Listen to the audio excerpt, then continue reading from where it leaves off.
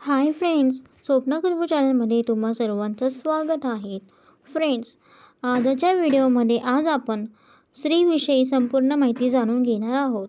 त्याआधी तुम्ही जर चॅनलवर नवीन असाल तर चॅनलला सबस्क्राईब करा. फ्रेंड्स, आज आपण ब्रह्मदेवाने स्त्रीची निर्मिती कशा प्रकारे केली याविषयी संपूर्ण माहिती जाणून घेणार आहोत.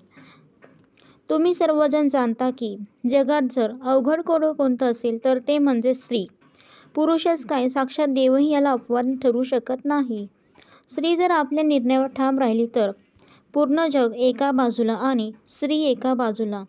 हे तेच लोक समजू शकतात ज्यांचा एखाद्या स्त्रीसोबत संबंध आला असेल. असे म्हणतात की देवाने स्त्रीला खूप वेळ देऊन बनवले आहे.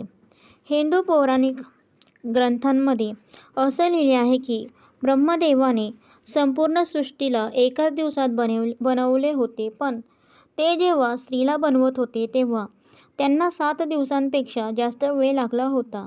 पण तरीही त्यांची रचना अपूर्णच होती. शेवटी थकून बसलेल्या देवदूतांचा प्रतीक्षेचा बाण सुटलाच.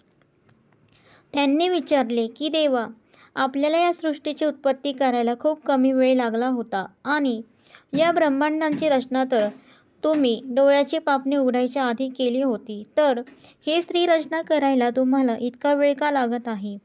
यावर ब्रह्मदेव म्हणाले, स्त्री ही माझी एक अजब रचना आहे. ती खूप अद्भुत आहे. माझी ही रचना कठीण परिस्थितीत ताठ उभी राहू शकते. कोणतीही परिस्थिती असो, ती आपल्या मुलांचाच आनंदी न ठेवता संपूर्ण कुटुंबाला खुश ठेवू शकते. थकली असली तरी ती विविध कामे करू शकते.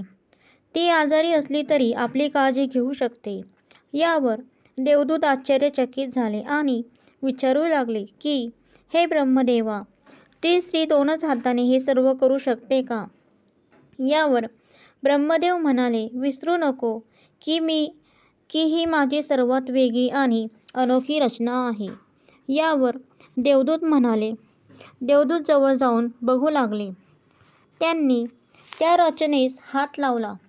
यावर देवदूत म्हणाले, हे देवा, ही खूप नाजूक आहे. ब्रह्मदेव म्हणाले, ही त्यात अजून सामर्थ्य आणि साहस टाकायचे बाकी आहे.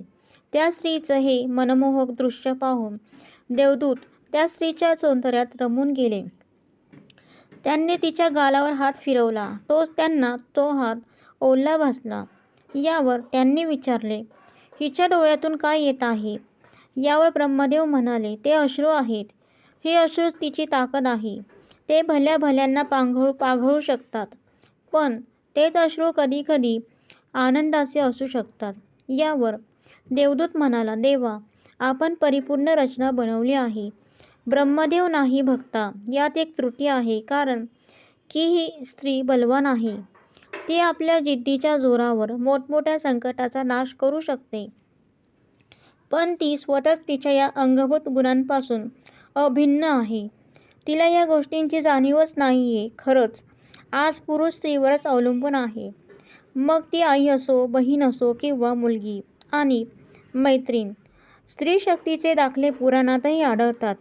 त्यामुळे स्त्री रचना ही अत्यंत अवघड आणि विविध गुणांनी भरलेली आहे. तर फ्रेंड, अशा प्रकारे ब्रह्मदेवाने स्त्रीविषयी संपूर्ण माहिती आपल्याला दिलेली आहे. तर फ्रेंड्स, कसा वाटला माझा व्हिडिओ? तुम्हाला जर माझा व्हिडिओ आवडला असेल तर लाईक करा, शेअर करा, सबस्क्राईब करा. पुन्हा भेटू एका नवीन व्हिडिओसोबत. तोपर्यंत बाय.